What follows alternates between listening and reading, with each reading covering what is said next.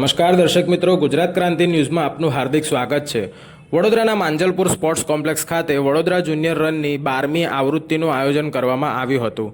સંસ્કારી નગરી વડોદરામાં આજ રોજ માંજલપુર સ્પોર્ટ્સ કોમ્પ્લેક્સ ખાતે વડોદરાની આવૃત્તિનું આયોજન કરવામાં આવ્યું હતું, જેમાં 4000થી વધુ શાળાના વિદ્યાર્થીઓએ ભાગ લીધો હતો। વડાપ્રધાન નરેન્દ્ર મોદીના જન્મદિવસની ઉજવણીના ભાગરૂપે વડોદરા મેરેથોનના આયોજકો દ્વારા આ 12મી જુનિયર રનનું આયોજન કરવામાં આવ્યું હતું।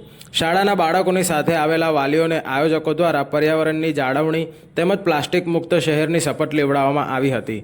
વડોદરા જુનિયર રન 2025માં આકર્ષણનું કેન્દ્ર તરીકે બાળકોના મનપસંદ કાર્ટૂન કેરેક્ટરો બોલાવવામાં આવ્યા હતા।